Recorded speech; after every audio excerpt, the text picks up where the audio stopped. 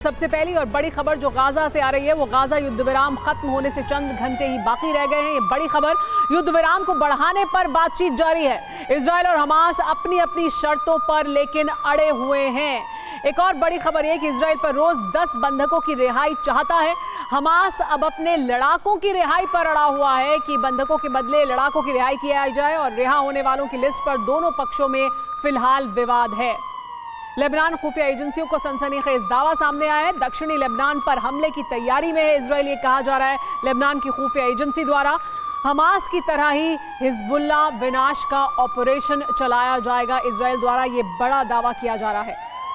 देखिए, तो बड़ा दावा ये भी किया जा रहा है कि किस तरह से हिजबुल्लाह विनाश की तैयारी की जा रही है। तो हिजबुल्लाह विनाश के लिए क्या इजराइल आगे बढ़ेगा? लेकिन ठीक 12 घंटे के बाद घड़ी की सुई सुबह 8 बजने का इशारा करेगी। ठीक उसी वक्त गाजा में फिर से बारूदी कोहराम होगा, भीषण रक्तपात शुरू हो जाएगा, वो भी पहले से ज्यादा विध्वंसक अंदाज में।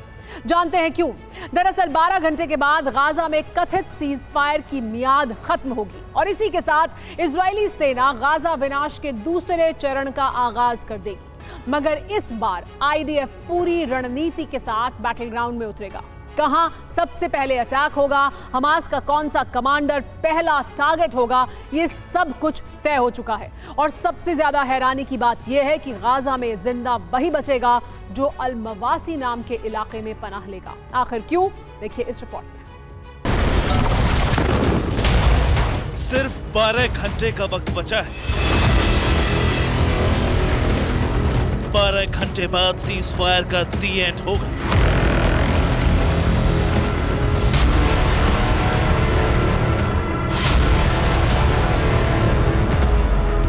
और गाजा युद्ध के विनाशक फेज का आगाज होगा।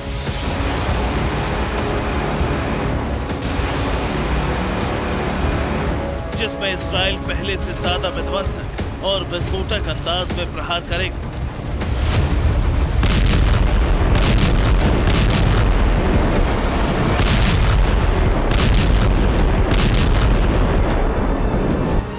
आईडीएफ गाजा पट्टी के किन इलाकों में हमला करेगी, किसे बारूदी बवंडर से तबाह करेगी, हमास के कौन से ठिकाने पर सबसे पहले अटैक होगा, आईडीएफ के टारगेट पर हमास के कौन कौन से कमांडर होंगे, ये सारी प्लानिंग बीते 84 घंटों में हो चुकी। यकीन मानिए, गाजा में जंग के फेज 2 से जुड़ा जो अपडेट सामने आया है उसके मुताबिक उत्तर गाजा से दक्षिण गाजा तक आईडीएफ हमले करेगा। आईडीएफ गाजा के 10 इलाकों पर पहले अटैक करेगा। हमास के 10 कमांडर भी आईडीएफ के निशाने पर हैं।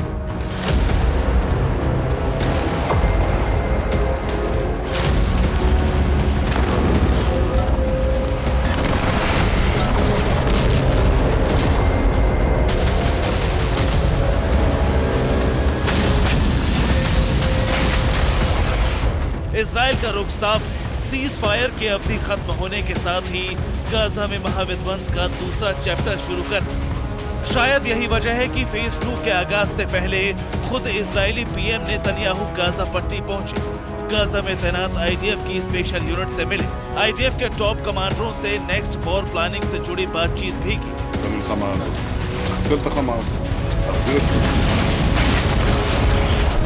20 सालों बाद कोई इजरायली पीएम गाजा पट्टी पहुंचा और जानते हैं नेतन्याहू ने ये कदम क्यों उठाया?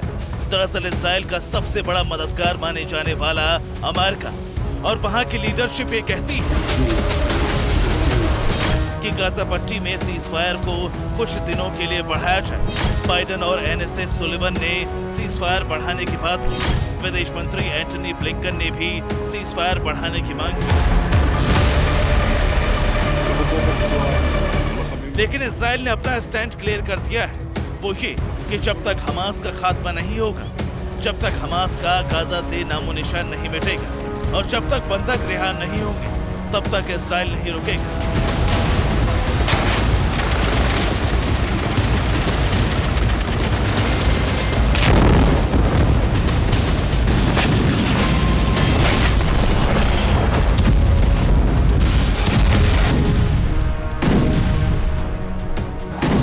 शायद यही वजह है कि इजरायली सेना उत्तरी गाजा से दक्षिणी गाजा तक घेराबंदी शुरू कर दी।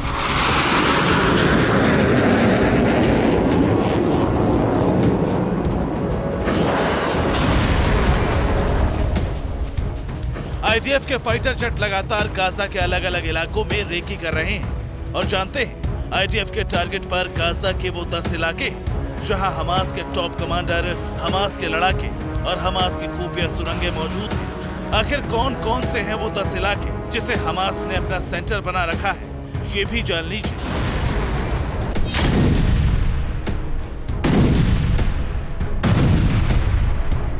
हमास का पहला सेंटर गाजा के दक्षिण पूर्व में मौजूद बेट हेनान शहर। दूसरा सेंटर सेंट्रल गाजा पट्टी में मौजूद अल दराज इलाका। तीसरा सेंटर सेंट्रल गाजा का ही अल फुरकान का इलाका। चौथा सेंटर अल सबरा। पांचवा सेंटर दक्षिण गाजा का अल जैतून इलाका। छठा सेंटर साउथ गाजा का बड़ा शहर खान यूनिस। सातवां सेंटर अल करारा। आठवां सेंटर पानी सुहेला। नौवां सेंटर खान यूनिस से सटा खूजा और 10वां सेंटर दक्षिण गाजा का आबासान इलाका।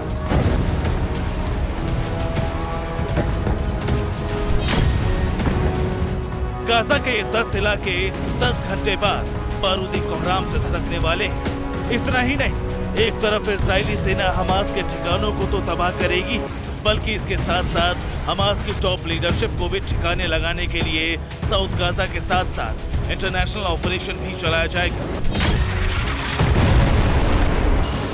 इस ऑपरेशन का मकसद साफ है, दक्षिण गाजा में मौजूद हमास के टॉप कमांडर को मारना और गाजा से दूर दुनिया के अलग अलग कोनों में छिपे बैठे हमास के नेताओं को मौत के घाट उतारना, हमास के टॉप कमांडरों का अंत करना। और जानते हैं बेंजामिन ने इस मिशन की जिम्मेदारी किसे दी है? इजराइल की खुफिया एजेंसी मोसाद को। अब सवाल ये है कि हमास के वो 10 लीडर कौन हैं जिनका डेथ वारंट नेतन्याहू ने जारी किया, ये भी जान लीजिए। Ismail Haniyeh, Saleh al Arouri, Yahya Sinwar, Mohammed Deif, Marwan Issa, Mohammed al Zahar, Abu मरजुम, Abu अबैदा, Khalid मशाद। यही वो चेहरे जिन्हें हमास की रीढ़ माना जाता है। इन्हीं चेहरों के इर्द गिर्द हमास की पूरी प्लानिंग होती है। आपको बता दें कि इस्माइल हानिया फिलहाल कतर में मौजूद है, क्योंकि ये हमास की राजनीतिक विंग का प्रमुख है। मगर हानिया को छोड़ हमास के किसी भी लीडर की लोकेशन कहाँ है, उसका ठिकाना कहाँ है, इसकी जानकारी नहीं। लिहाजा नेतन्याहू ने मोसाद को ये मिशन सौंपा है ताकि हमास की लीडरशिप को खत्म किया जा सके। एक तरफ हमास के बड़े नेताओं के खिलाफ ऑपरेशन चलाया जा रहा है, वहीं युद्ध के फेज 2 का आगाज करने के लिए उत्तर से दक्षिण गाजा तक लोगों को पलायन की चेतावनी दी जा रही है। और जानते हैं इजराइल का मकसद क्या है? गाजा के करीब 25 लाख लोगों को अल मवासी में शिफ्ट करना। आखिर क्यों और कैसे, ये भी जान लीजिए।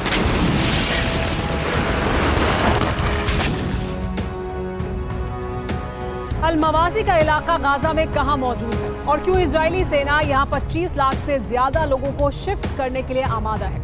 तो आपको बता दें कि पश्चिमी गाजा में मौजूद अल मवासी का इलाका करीब 2.5 किलोमीटर लंबा और 4 किलोमीटर चौड़ा, यानी 14 वर्ग किलोमीटर में फैला है। अल मवासी भूमध्य सागर के पास मिस्र की सीमा से सटा तटीय इलाका है। भूमध्य सागर से सटे इस इलाके को आमतौर पर खेती के लिए इस्तेमाल किया जाता है।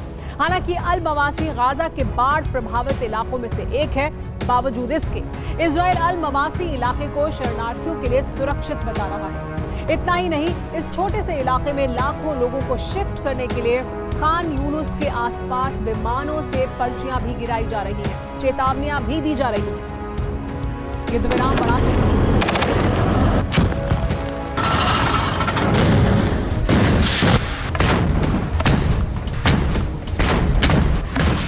इजरायली सेना लगातार दक्षिणी गाजा में फंसे करीब 25 लाख लोगों को अल मवासी जाने के लिए दबाव बना रही है। आसमान से लगातार पर्चियां गिराई जा रही हैं। हवाई हमलों की चेतावनी दी जा रही है। आईडीएफ का मकसद साफ है, या तो अल मवासी जाओ या फिर जहन्नम। लेकिन बड़ा सवाल ये है कि महज 14 वर्ग किलोमीटर के इलाके में 25 लाख लोग कैसे रहेंगे?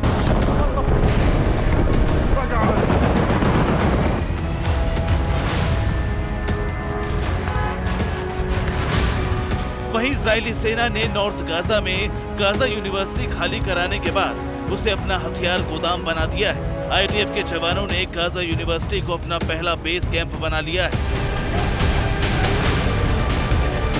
वो इसलिए ताकि जैसे ही सीज फायर का काउंटडाउन थमे, गाजा में बारूदी कोहराम शुरू किया जा सके।